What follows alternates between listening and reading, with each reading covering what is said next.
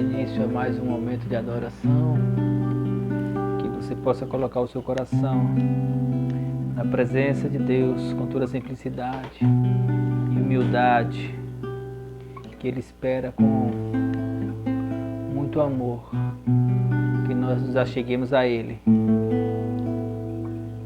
para que Ele possa nos preencher com a sua glória, de dentro para fora. Te adoramos, Deus. Te adoramos, Senhor. Te adoramos.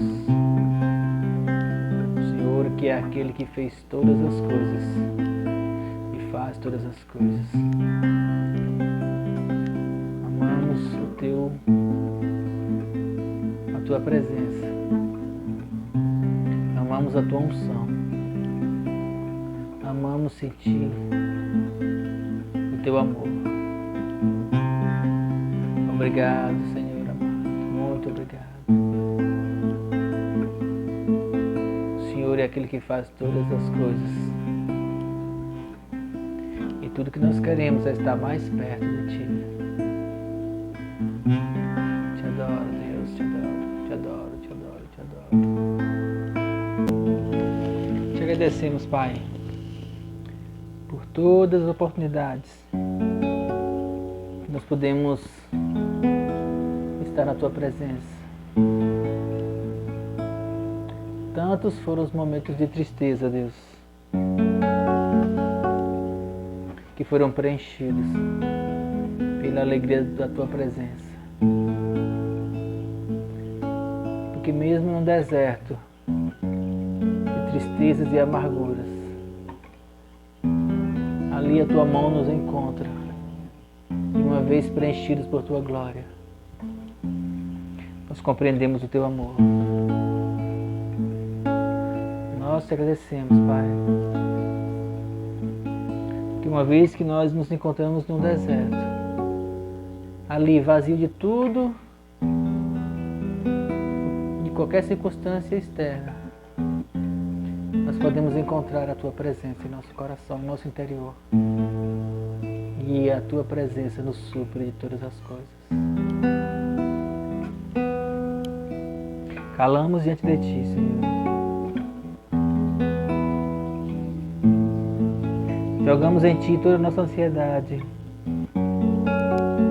Jogamos em Ti todos os nossos sonhos. Lançamos para o Senhor tudo o que é tristeza, tudo o que é dificuldade.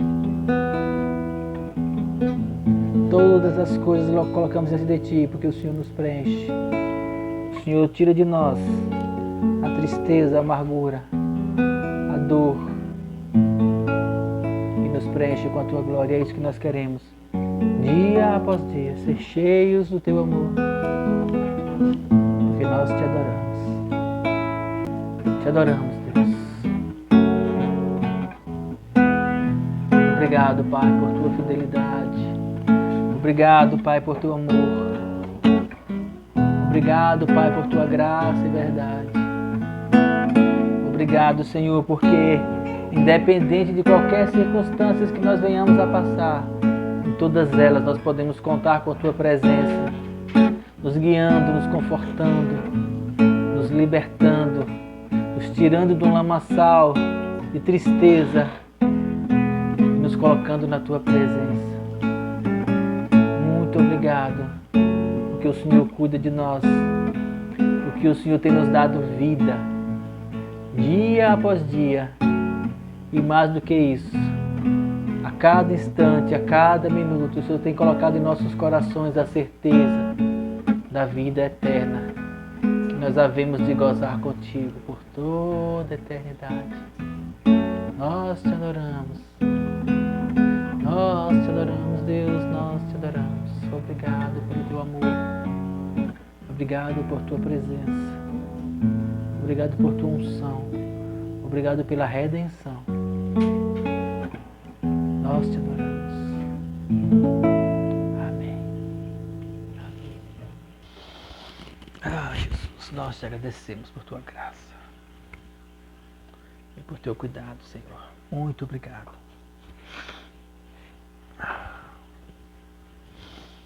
Muito obrigado, Jesus.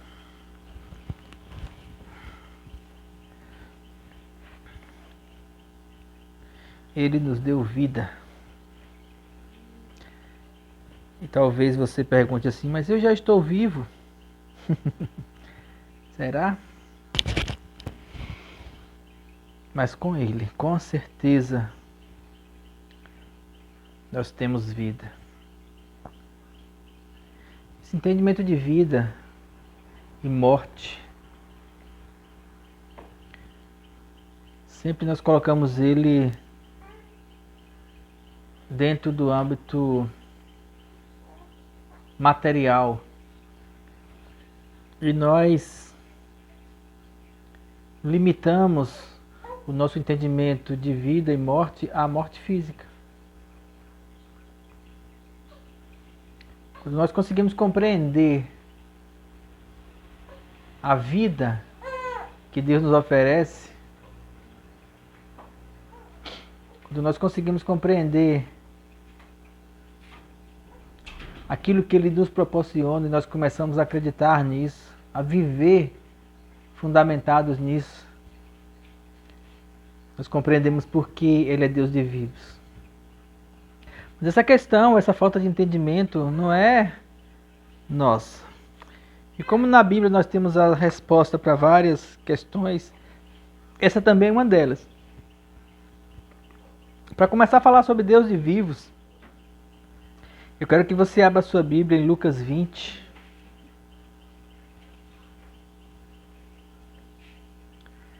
E aqui a gente tem uma passagem de pessoas que achavam que entendiam sobre Deus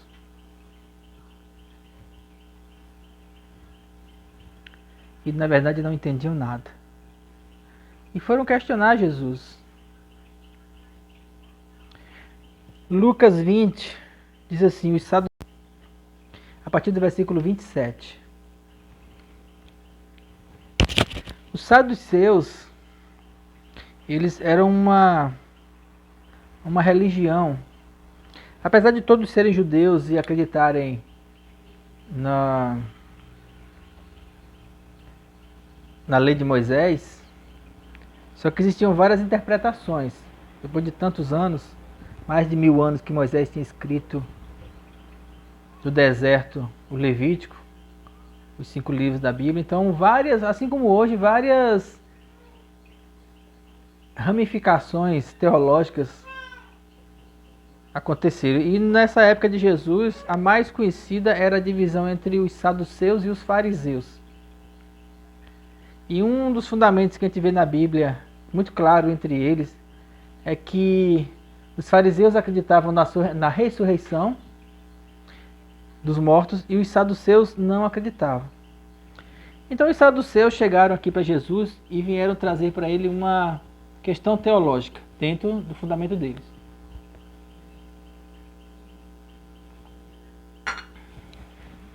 E eles começaram perguntando assim, versículo 27. Chegando alguns dos saduceus, homens que dizem que não haver ressurreição, perguntaram-lhe, mestre, Moisés nos deixou escrito, eles acreditavam em Moisés, que se morrer o irmão de alguém, sendo ele casado,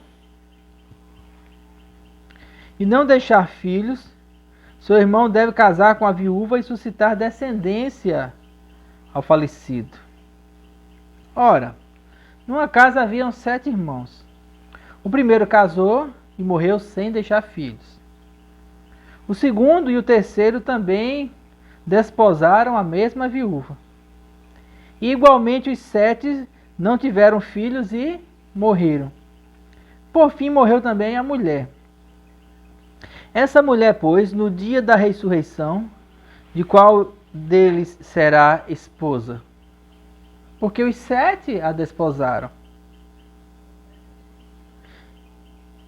E Jesus lhes acrescentou dizendo, os filhos deste mundo casam-se e dão em casamento. Mas aqueles que são dignos de alcançar a era vindoura, ou seja, a vida eterna, e a ressurreição dos mortos, não se casam, nem se dão em casamento. Então aqui Jesus já deixou claro que há uma ressurreição. Pois eles não podem mais morrer, porque são iguais aos anjos e aos filhos de Deus, sendo filhos da ressurreição. E que os mortos hão de ressuscitar, Jesus o indicou no trecho referente à sarça, quando chama ao Senhor Deus de Abraão, Deus de Isaque e Deus de Jacó. Ora, Deus não é Deus de mortos, e sim de vivos, porque para Ele é que todos vivem. Então disseram alguns escribas: Mestre, respondeste bem. E dali por diante eles não perguntaram mais a Jesus. Eles queriam a definição de Jesus sobre se havia ou não ressurreição, porque se há ressurreição, de quem será a esposa que casou com os 7 filhos que morreram e não deixou descendente? Porque se algum deles tiver deixado descendente, talvez esse legitimasse quem fosse a esposa na vida futura. Primeira coisa que Jesus deixa claro para os saduceus aqui: existe uma ressurreição e existe uma vida após a morte. Existe uma vida eterna, existe uma vida além dessa. E nós cremos nisso. Muitos não creem, muitos acham que morreu, acabou, é a escuridão, encerra-se o pensamento. Só que tudo que diz respeito à Bíblia, ela fala de uma vida eterna, de um encontro com o Senhor, de estar para sempre na presença dEle. E esse é um fundamento do cristianismo. Se não for o fundamento do cristianismo, vida eterna. Vida eterna com Ele. Vida em abundância. Porque depois da morte física, separam-se 2 caminhos: a vida eterna ou a morte eterna. Essa foi a primeira coisa que Jesus deixou. Tranquilo. Segundo uma vez que as nossas vidas, uma vez que somos ressuscitados, as nossas vidas, elas adquirem as configurações eternas. Ou seja, do lado de lá é tudo diferente. É difícil separar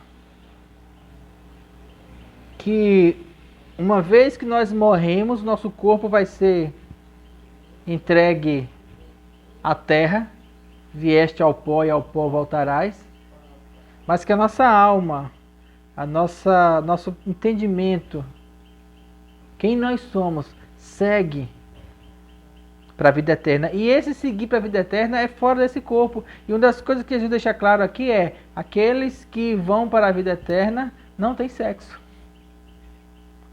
Não existe sexo na vida eterna. Ele falou: serão como os anjos. É uma outra configuração, é uma outra forma de enxergar a vida, é uma forma espiritual, é uma outra forma de ver o mundo. Por isso que toda vez que nós buscarmos a presença de Deus, nós precisamos nos desligar desse corpo e tentar enxergar aquilo que há de nós em Deus, que é espiritual.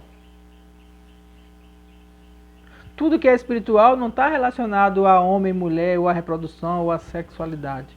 A vida espiritual, ela é interna, ela é espiritual. Não tem casal dar em casamento. Ele falou assim: aqui as pessoas casam e dão em casamento. Lá não existe isso. Nós começamos a perceber esse entendimento de vida espiritual quando nós começamos a nos relacionar com Deus. Quando nós começamos a buscar a presença dEle, aquilo que é espiritual começa a crescer dentro de nós. A vida espiritual em nós é uma construção, que ela se inicia quando nós começamos a nos relacionar com Deus, e vai evoluindo, e vai crescendo, e encontra a sua condição completa quando nós morremos fisicamente. Mas mesmo aqueles que não têm a comunhão com Deus, que não entregaram para Ele a sua vida, que não passaram pelo processo da restauração, da conversão, pelo processo da regeneração, aqueles que não morreram com Cristo, não vão ressuscitar com Ele. Esses têm uma vida eterna, porém uma vida morta. É uma vida de morte. É uma vida longe da presença de Deus por toda a eternidade. E isso é triste. Por isso que o Evangelho se resume a: você tem uma vida eterna com Deus, desde que você coloque o seu coração nele. E uma vez que nós colocamos o nosso coração em Deus, uma vez que nós buscamos construir essa vida espiritual, paulatinamente nós vamos nos livrando das concupiscências, das paixões carnais, de tudo aquilo que nos prende a esse mundo. O caminho da santificação é que nós somos santificados. E o caminho é Jesus. E como eu disse, os que vão, a vida eterna, ela vai sendo construída dentro de nós. Até o dia em que estaremos finalmente transformados. Para nós, seja através da morte física, quando encerrar os nossos dias aqui, ou se Jesus voltar antes, nós não passaremos pela morte, mas seremos arrebatados. Para continuar, para você entender, para nós entendermos com mais clareza sobre aquilo que Deus fala sobre Deus de vivos, vamos continuar em Efésios 2. Passa um pouquinho para frente as páginas.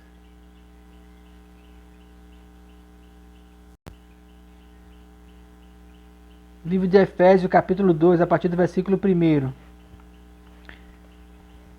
E Paulo está falando aqui do pecado para a salvação pela graça, como nós fomos transportados de uma condição para outra. E ele começa dizendo assim no capítulo 2, versículo 1 de Efésios: Ele nos deu vida, estando vós mortos. Ele vos deu vida, estando vós mortos nos vossos delitos e pecados, nos quais andastes outrora, segundo o curso deste mundo, segundo o príncipe da potestade do ar, do espírito que agora atua nos filhos da desobediência, entre os quais também nós andamos anteriormente, segundo as inclinações da nossa carne, fazendo a vontade da carne e dos pensamentos. E éramos, por natureza, filhos da ira, como também os demais. E aqui ele deixa claro aquilo que Jesus falou: antes nós éramos filhos dos pecados, andando segundo a vontade da carne e dos pensamentos, e a nossa natureza era a natureza carnal, como também todos os demais, porque todos pecaram, ele fala em Romanos. Todos carecem da graça de Deus, todos carecem da vida de Deus, todos precisam passar por Jesus. Todos aqueles que viveram antes da crucificação precisaram almejar aquele que era o Salvador que viria. E todos aqueles que nasceram depois da crucificação precisam olhar para aquele, o Salvador que já veio, já morreu na cruz e já consumou todas as coisas. Ele é o antes e o depois de todas as eras. Jesus é o centro de todas as coisas. E Ele nos deu vida, estando nós mortos em nossos delitos e pecados. Nós nascemos mortos espiritualmente. Mas Ele nos deu vida, nos deu vida. Isso é a ressurreição. Não é ressuscitar para poder viver aqui de novo. Se fosse assim, aqueles que Jesus ressuscitou enquanto ele andava aqui estariam andando ainda pela terra, e não estão. Fisicamente eles morreram. Lázaro morreu fisicamente, apesar de ter sido ressuscitado por Jesus ao terceiro dia, como todos nós conhecemos a história. Mas, uma vez que Lázaro encontrou-se com Jesus, conheceu Jesus, entregou a sua vida a Jesus decidiu viver por intermédio de Jesus, ele alcançou a vida. Os Deus, que é Deus de vivos, entrou no coração dele, e quando novamente ele passou pela morte física, ele alcançou a vida eterna. Versículo 4. Mas Deus, sendo rico em misericórdia, por causa do grande amor com que nos amou, estando nós mortos em nossos delitos e pecados, nos deu vida juntamente com Cristo. Pela graça sois salvos.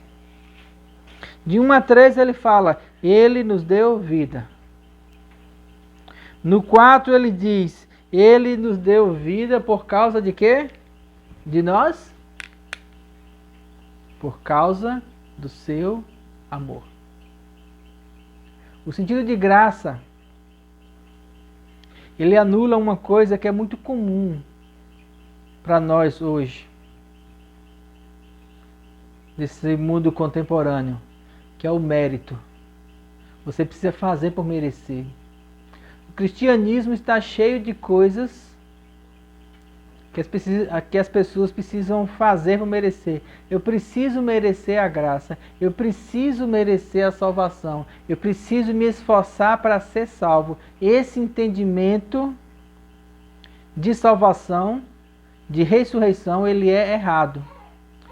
Porque a graça não foi dada a nós por merecimento, senão não seria graça. Graça é um favor imerecido.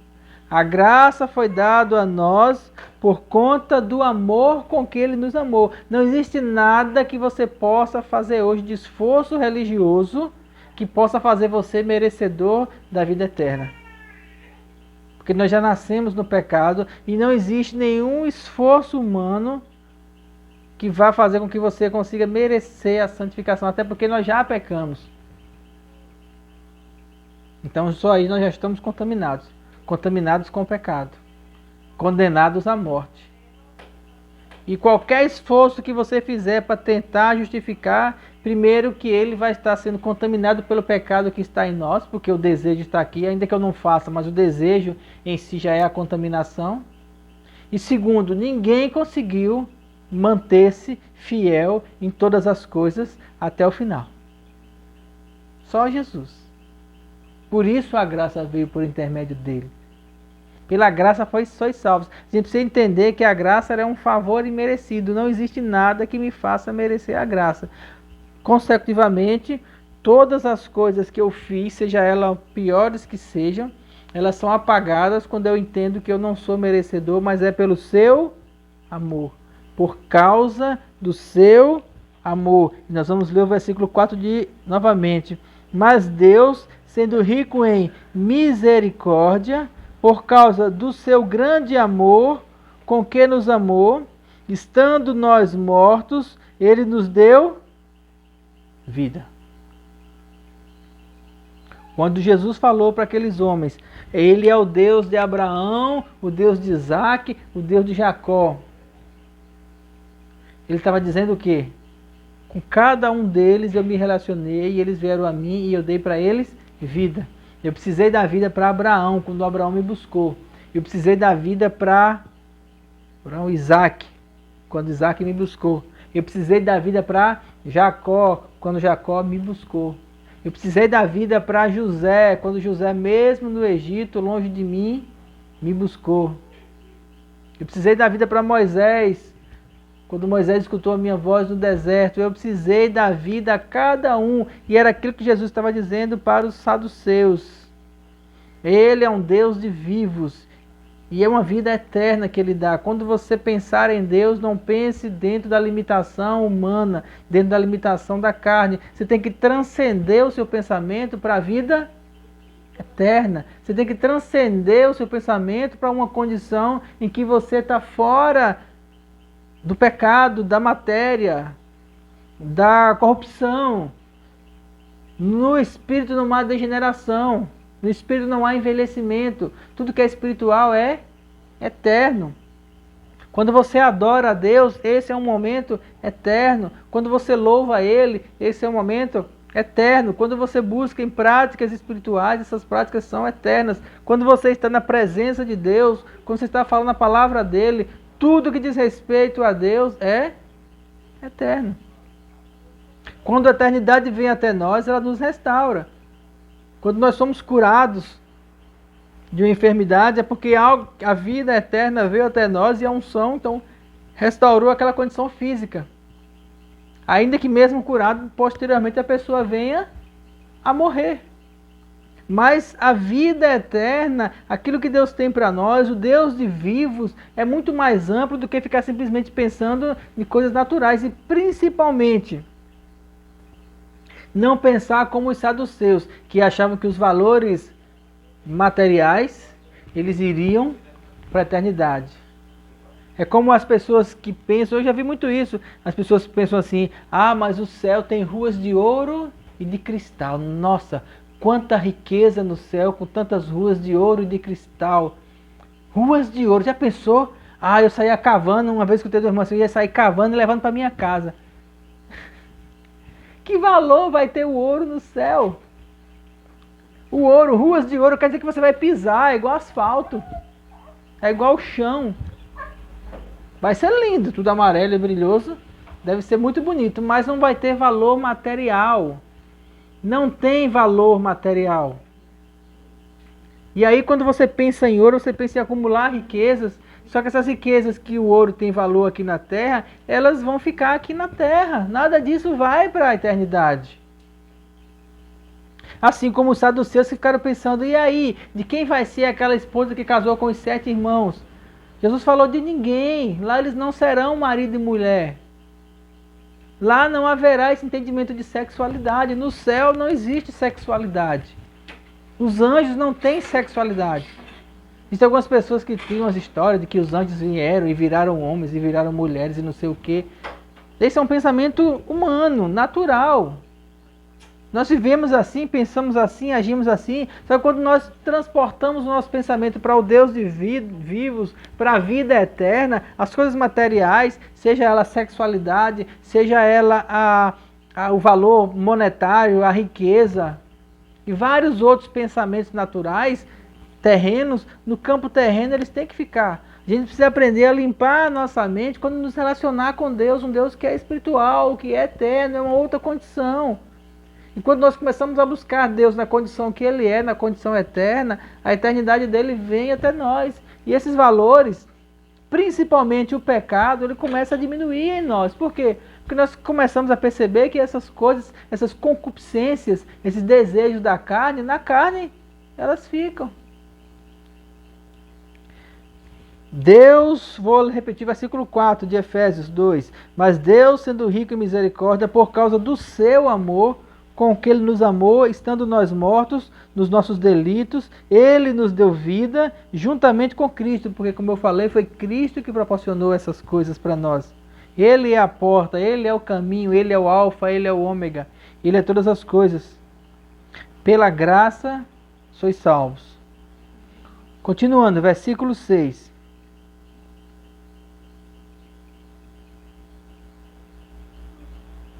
E juntamente com Ele, com Cristo, nos ressuscitou e nos fez assentar nos lugares celestiais em Cristo Jesus.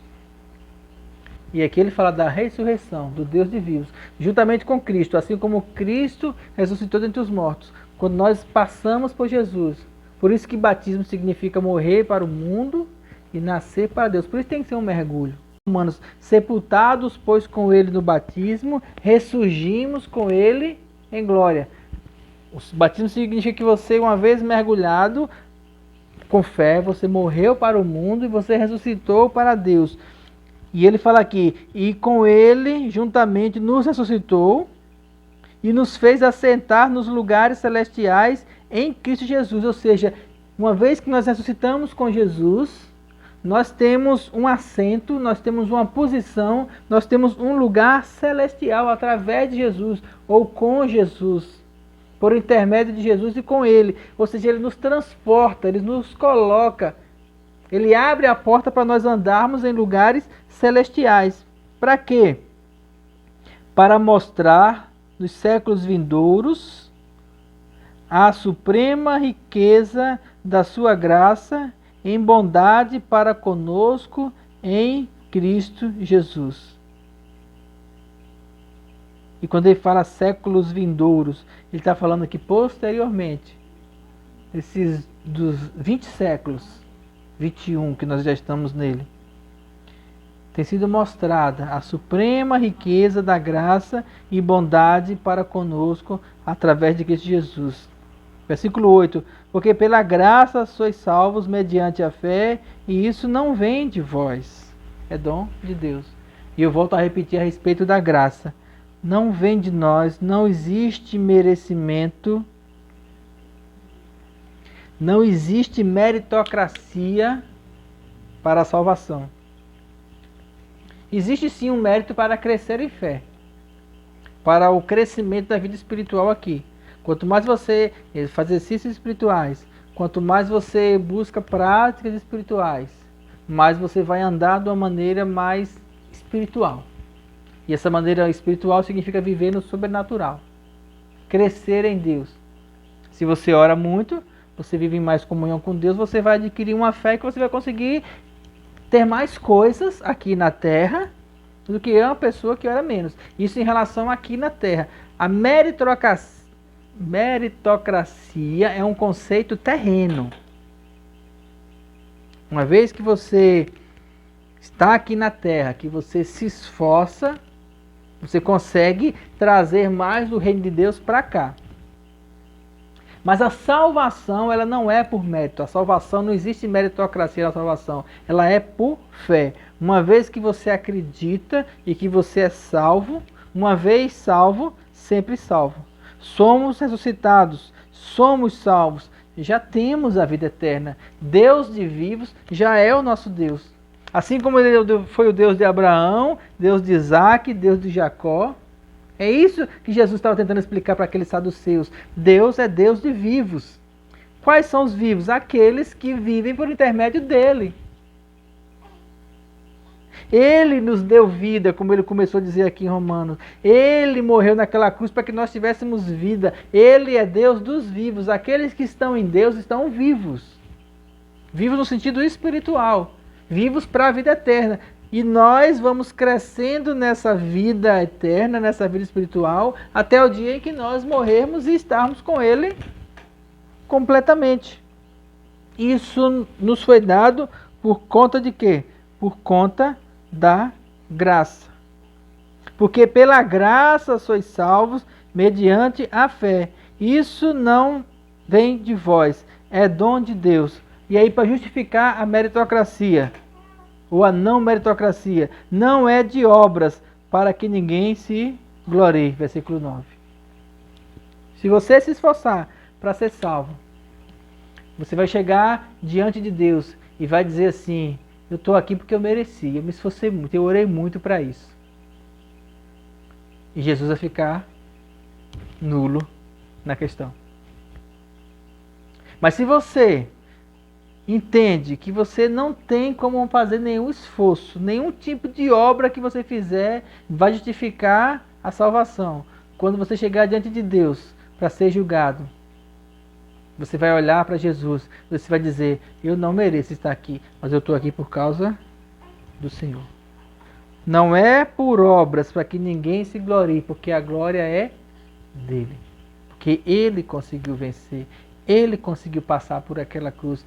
Ele conseguiu ressuscitar. Ele nos deu vida. Versículo 1. Estando nós mortos em nossos delitos e pecados. Ele nos deu. Então tira o merecimento. Não é por obras para que ninguém se glorie. E eu volto a repetir. As obras que nós praticamos aqui na terra, as obras de fé, inclusive que estão escritas lá em Tiago, são frutos da fé, do crescimento espiritual. E todos eles se aplicam à terra. A salvação está garantida. Ninguém vai ser mais salvo porque curou mais pessoas do que outro. Ninguém vai ser mais salvo porque conseguiu ter mais riqueza do que outro pela fé. Ninguém vai ser mais salvo porque conseguiu converter mais pessoas do que outro. Eu sou tão salvo como qualquer pessoa que se converter agora, que aceitar Jesus agora. Porque o céu é um só. E Deus é um só. Mas se eu busco uma vida espiritual, busco uma direção espiritual para crescer e fortalecer a minha fé, eu vou utilizar a minha fé aqui na terra para ter uma vida de paz, para andar em prosperidade, para não sofrer com enfermidades. Eu vou usar essa fé que eu construí dentro de mim para várias coisas aqui na terra. Mas uma vez que acabou aqui, e a gente passar para o lado de lá, aí aquilo que foi construído na terra fica. Isso não quer dizer que você não deva ter. Podemos ter tudo que nós quisermos. Todas as coisas nos foram dadas. Inclusive aqui na terra nós podemos andar em prosperidade, podemos andar em alegria. Podemos não, devemos andar em paz, andar em amor. Devemos andar em saúde. Devemos andar livres de enfermidade, devemos andar livres da ansiedade, devemos andar livres da tristeza. O cristão pode andar na terra da maneira mais plena possível, assim como Moisés andou. Assim como José andou, como Moisés, como Abraão, Isaac, Jacó, como todos aqueles que procuraram o Deus de vivos, e o Deus de vivos deu a eles vida. E os saduceus não entendiam isso, eles queriam levar para o céu uma condição material, que é a condição de casamento, homem e mulher. Não tem como. É como aquela história que as pessoas falam, porque os muçulmanos, quando eles creem que quando eles se sacrificam pela causa, quando morrerem no céu vão ter 70 virgens esperando por ele. Só que nenhuma doutrina que prega sobre vida após a morte, ela prega sobre uma vida após a morte com o mesmo corpo físico ou com uma sexualidade. Todas elas pregam dentro de uma condição espiritual, diferenciada. E principalmente aquilo que nós cremos. E aí isso aplica à sexualidade, como eu falei. Isso aplica à riqueza, isso aplica a várias questões naturais que nós estamos tão apegadas a ela. A questão é que nós estamos tão apegadas ao mundo que nós queremos levar as coisas do mundo para a eternidade. Porque nós achamos que a eternidade vai ser sem graça, sem as coisas do mundo. Tem gente até que acha que a eternidade vai ser sem graça, sem pecado. E aí se a gente for pegar, por exemplo, a história, as lendas dos gregos, por exemplo, o deus grego, ele vinha, era tão monótono onde ele morava, como é o nome do lugar lá onde ele morava? Hein? Olimpo, é tão monótono lá no Olimpo que ele vinha atrás das mulheres na terra. E olha que ele era casado com a deusa do casamento, a deusa da beleza. Como era o nome dela? Era. Então ele era casado com uma deusa, mas a deusa não satisfazia ele. Ele vinha atrás das mulheres da terra. Entendeu como é ilógico esse entendimento de que a naturalidade, aquilo que é material, vai estar no mundo espiritual? Se você não conseguir entender isso, desligar a sua mente, você jamais vai conseguir compreender Deus ou se relacionar com Ele. Por isso que muitos cristãos sofrem hoje, porque eles procuram viver o cristianismo, procuram viver a vida em Deus dentro dos parâmetros naturais. Aí há uma incompatibilidade de entendimento. Tentam viver a vida em Deus baseada, por exemplo, em riqueza, em dinheiro, achar que ser abençoado é quem tem patrimônio, quem tem muito dinheiro hoje na teologia da prosperidade. O cara é abençoado quando o cara está rico, o cara está numa casa simples, numa vida simples, o cara está amaldiçoado, ou então não tem fé. Só que existem várias situações de contentamento, de achar uma condição de graça. Não estou justificando aqui que o cara pobre tem que ser pobre. Não estou falando de uma vida miserável. Eu estou falando de uma condição de estabilidade, uma condição de fé, uma condição de autorrealização dentro de si. Existem pessoas simples que elas encontraram autorrealização numa vida simples. Muitas pessoas a gente conhece que a gente escuta a história de que venderam tudo e foram morar no sítio, na floresta, acabaram com o patrimônio e foram andar de carro, de motorhome pelo Brasil, pelo mundo. Sonho. Viajando para lá e para cá. Esses dias eu vi uma história de umas pessoas que elas perguntaram, a pergunta foi como é que elas se mantinham viajando pelo Brasil todo. Então o que é que eles tinham? Eles só tinham um motorhome. E eles vendiam brigadeiro onde eles chegavam. Fazia brigadeiro todos os tipos e saia vendendo. Aí com brigadeiro é que eles botavam a gasolina, pagavam o emplacamento do carro, compravam comida e assim viviam. Onde chegavam, não estavam pensando no patrimônio. O interesse deles, o prazer deles era só viajar. É uma vida simples, encontraram um contentamento aí.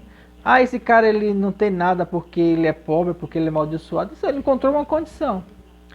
E aí quando nós pensamos numa condição espiritual, nós pensamos que Deus dentro de nós nos dá contentamento, nos dá alegria no nosso espírito, edificando o nosso espírito. E as coisas materiais, elas não têm efeito. Porque quantas pessoas que nós vemos histórias de que são tão ricas e são frustradas, estressadas, depressivas, se matam. Ah, aquele cara tinha tudo e se matou. Vemos tanto isso com artistas, né, que se suicidam. Ah, mas tinha tudo, fama, dinheiro, assédio, podia ir para qualquer lugar, onde chegava era ovacionado, e de repente estavam vazios dentro. Por quê? Porque na verdade eles estavam mortos nos seus delitos e pecados, assim como nós também estávamos um dia. Então, para encerrar, eu vou ler novamente o final desse texto de Efésios, a partir do versículo 6, para que você entenda com clareza. E juntamente com ele nos ressuscitou e nos fez assentar nos lugares celestiais em Cristo Jesus, através dele, para mostrar nos séculos vindouros a suprema riqueza da sua graça e a sua bondade para conosco em Cristo Jesus. Porque pela graça sois salvos, mediante a fé. A salvação é pela fé. Martinho Lutero já começou a dizer isso há 500 anos atrás. A salvação é pela fé e é de graça. Isso não vem de vós, é um dom de Deus. Não é de obras, não é por indulgências, não é por sacrifício, não é pelo seu dízimo. O seu dízimo não vai te salvar. A sua oferta para a igreja não vai garantir a sua salvação. Não é por obras para que ninguém se glorie.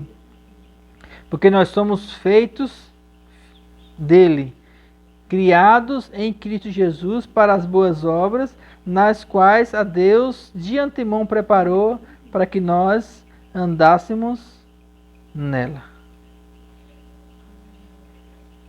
E aqui ele começa a falar sobre propósito.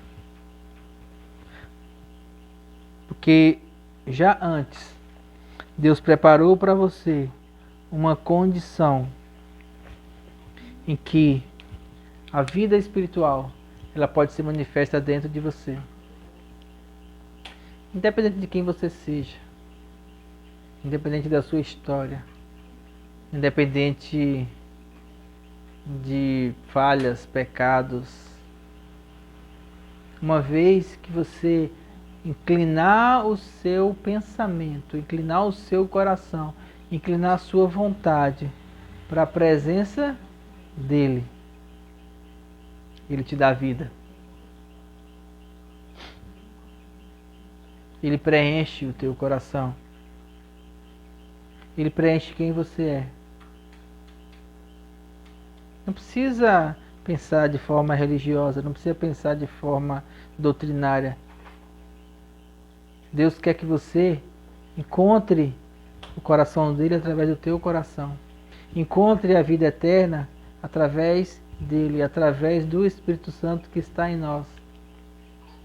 Uma vez que nós buscamos isso, ele nos vivifica, ele nos ressuscita.